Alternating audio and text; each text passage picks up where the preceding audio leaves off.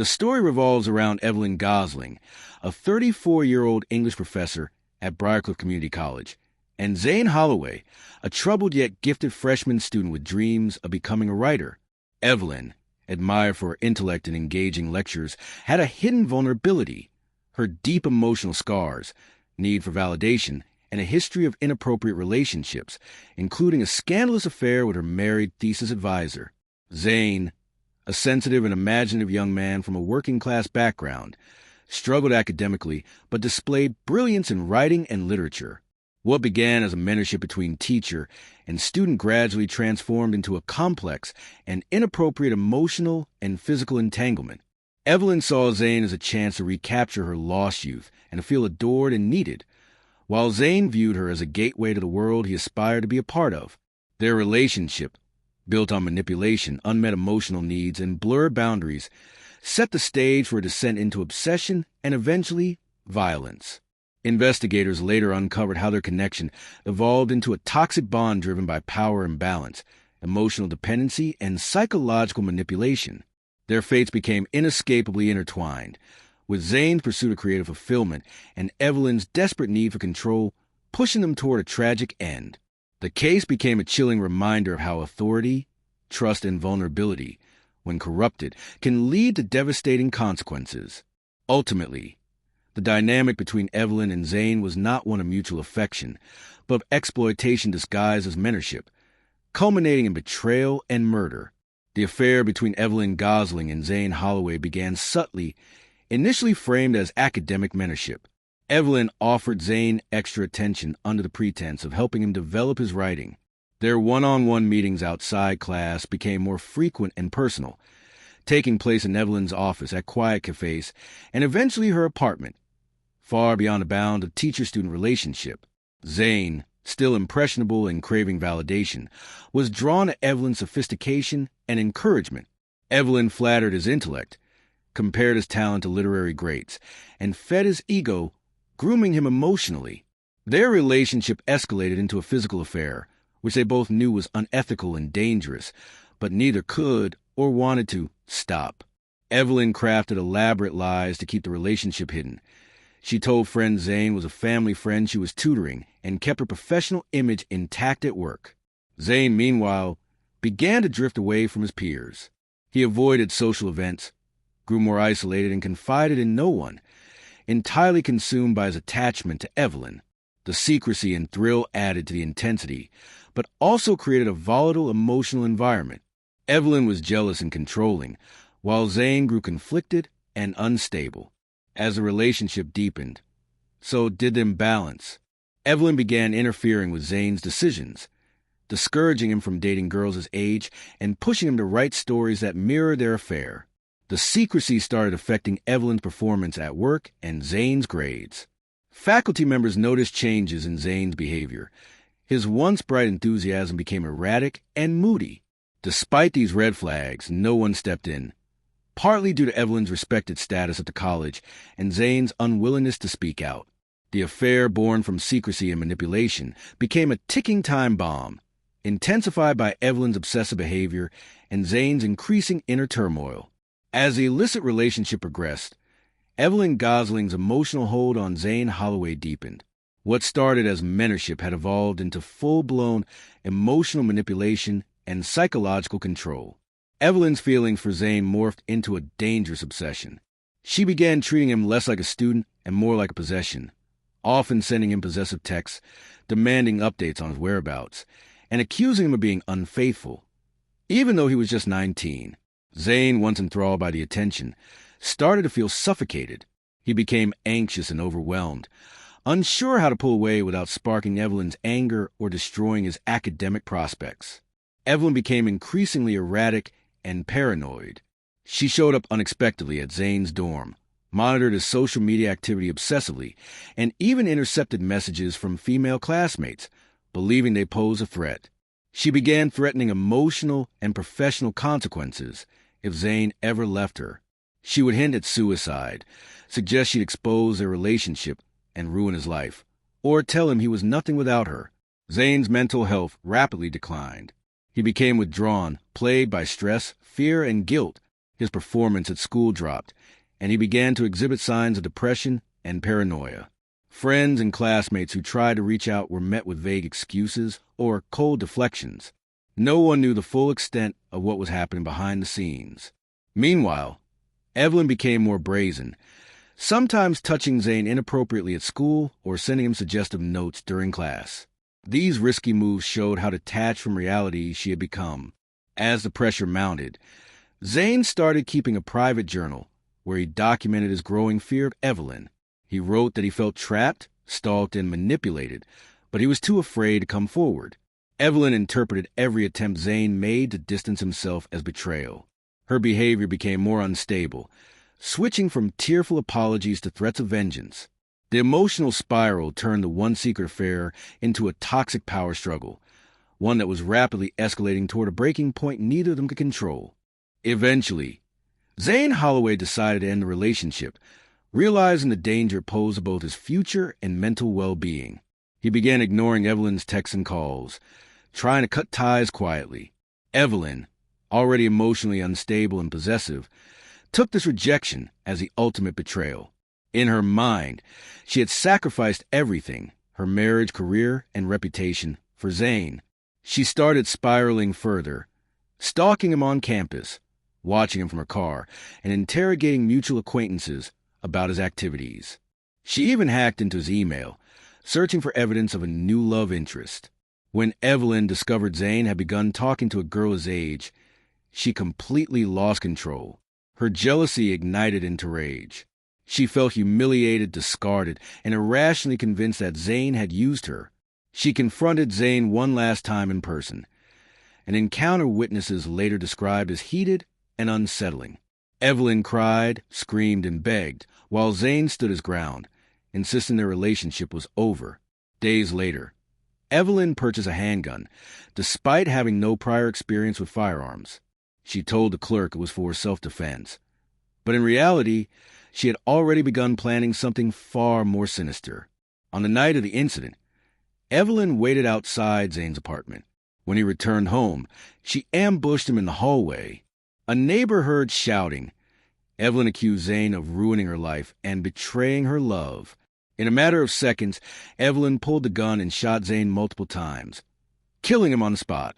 She fled the scene but was apprehended hours later in a nearby motel, covered in blood and sobbing incoherently.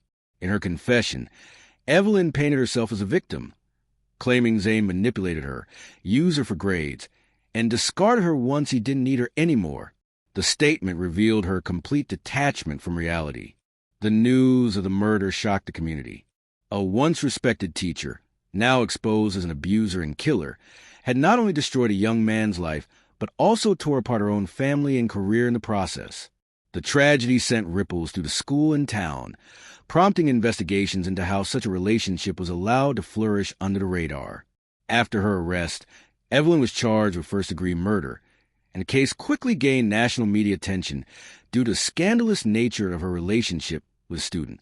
During interrogations and court proceedings, Evelyn showed little remorse, often deflecting blame onto Zane. She insisted she was manipulated by him. Despite the clear power imbalance and evidence of her grooming him, prosecutors painted a chilling picture of Evelyn as a predator who used her authority as a teacher to emotionally and sexually manipulate a vulnerable teenager. The defense tried to argue that Evelyn had suffered a mental breakdown and claimed diminished capacity due to emotional trauma and stress, hoping to reduce the charges to manslaughter. However, the premeditated nature of the murder, buying the gun, waiting for Zane, and confronting him, worked strongly against her.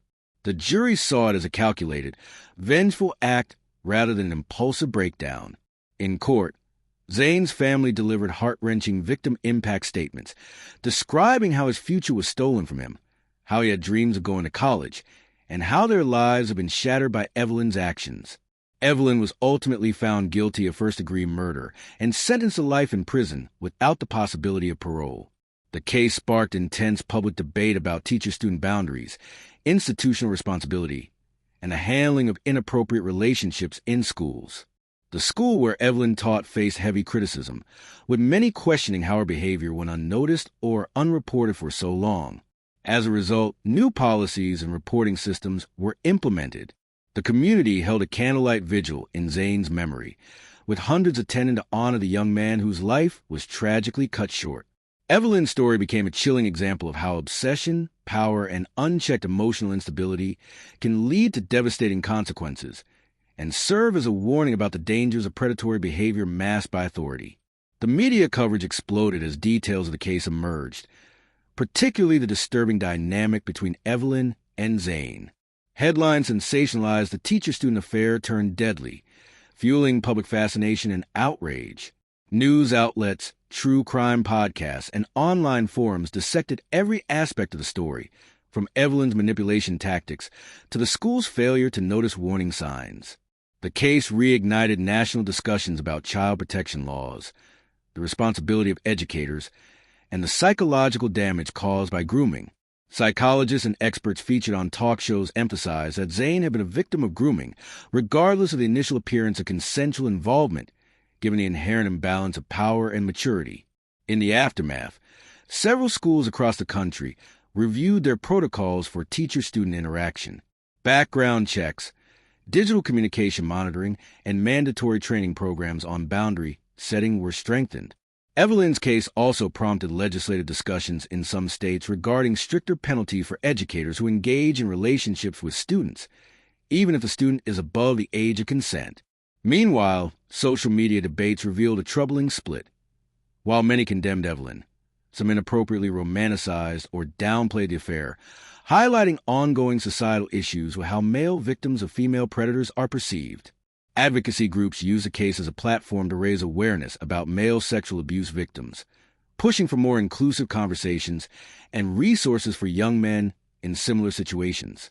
Zane's story was shared in schools and youth centers as a cautionary tale about manipulation, control, and the importance of speaking up when something feels wrong. The case left a lasting imprint, not only on the families involved, but also on the broader cultural understanding of how authority, obsession, and emotional exploitation can lead to irreversible tragedy. Evelyn was convicted of multiple charges, including sexual assault, abuse of a minor, and second-degree murder.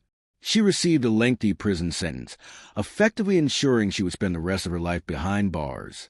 The court's decision was met with public approval, with many feeling it was a rare but necessary example of the justice system holding a female predator accountable, something often overlooked in similar cases. Zane's recovery was long and painful. After enduring years of manipulation, trauma, and the loss of his best friend, he struggled with depression, anxiety, and severe trust issues.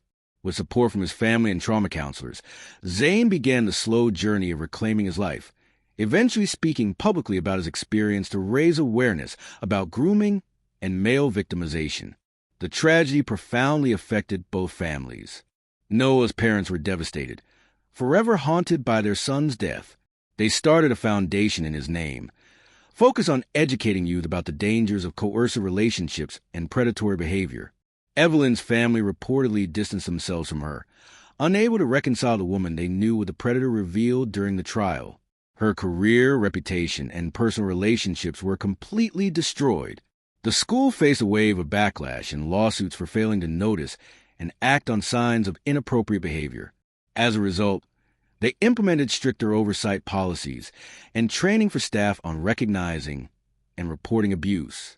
Community members who once respected Evelyn were shocked and heartbroken, grappling with how someone so trusted could have orchestrated such a destructive relationship and violent act. The incident remained a stark reminder of the consequences of unchecked authority, emotional manipulation, and the silent suffering of victims, particularly young men, who are often dismissed or ignored in abuse cases. In the years following, Zane became an advocate for survivors, using his voice to challenge stigma and promote prevention, ensuring that Noah's death and his own trauma would not be in vain. The case sent shockwaves through the community, not only due to the nature of the crime, but also because of the individuals involved: a trusted teacher, a vulnerable student, and a murdered best friend. Many locals expressed disbelief that something so dark had happened right under their noses. Parents voiced outrage and concern, questioning how a woman in a position of authority could manipulate a student for so long without anyone noticing. School board meetings were flooded with anxious families demanding accountability and stronger safeguards. The school district launched an internal investigation into how Evelyn's relationship with Zane went undetected. In response, they overhauled their policies on student-teacher interactions, implemented stricter professional boundaries, and increased training on recognizing grooming behaviors. Educators and counselors underwent retraining, emphasizing the importance of reporting red flags and maintaining ethical boundaries. New rules were enacted restricting one-on-one contact between students and teachers outside school hours. The case sparked national conversations about gender double standards in cases of abuse. Many pointed out that had the roles been reversed, if a male teacher seduced a female student, the outrage and legal consequences might have been swifter and more severe. Advocacy groups rallied around Zane, using his story to highlight the often overlooked issue of male victims of sexual abuse and manipulation. His experience helped challenge the stigma and societal assumptions that discourage young men from coming forward. The media coverage of the case also led to calls for legislative change, with some lawmakers proposing bills aimed at strengthening mandatory reporting laws and increasing penalties for educators who exploit their roles. As the case continued to garner attention, mental health professionals emphasized the long-term impact of grooming and betrayal by authority figures. Schools across the country began reviewing their protocols to better protect students. Community healing took time. Vigils were held for Noah, and many residents remained shaken by how someone so respected could be capable of such manipulation and violence. Trust in the local education system was deeply damaged. Ultimately, the case became a cautionary tale, used in training programs, school seminars, and awareness campaigns to educate others about power abuse, grooming, and the devastating ripple effect of a predator hiding in plain sight. After a highly publicized trial, Evelyn was found guilty of multiple charges, including statutory rape, sexual exploitation of a minor, and first-degree murder. The jury was unanimous in their verdict, having heard compelling evidence from investigators, witnesses, and expert testimony about her manipulative behavior. The prosecution painted Evelyn as a calculated predator, exploiting her position as a teacher to groom and control Zane, and ultimately orchestrating the murder of Noah to cover her tracks and keep her secret safe. Evelyn's defense team argued that her relationship with Zane was consensual and denied any involvement in Noah's death, suggesting other potential suspects. However, the overwhelming forensic evidence, eyewitness testimonies, and digital communications linking her to the crime made this defense untenable. During sentencing, the judge delivered a stern warning about the abuse of trust and power. Evelyn was sentenced to life imprisonment without the possibility of parole, reflecting the severity of her crimes and the lasting damage inflicted on the victims and community. The court also mandated psychological evaluations and treatment programs for Evelyn, though many felt that her betrayal was beyond rehabilitation. Zane, though traumatized, was granted protective custody and counseling services to help him recover from the emotional and psychological abuse he endured. Noah's family expressed relief that justice was served, but also conveyed deep sorrow for the loss of their son and the tragic circumstances surrounding his death. The case set a legal precedent in the region for how cases involving abuse of authority and manipulation in educational settings are prosecuted and sentenced.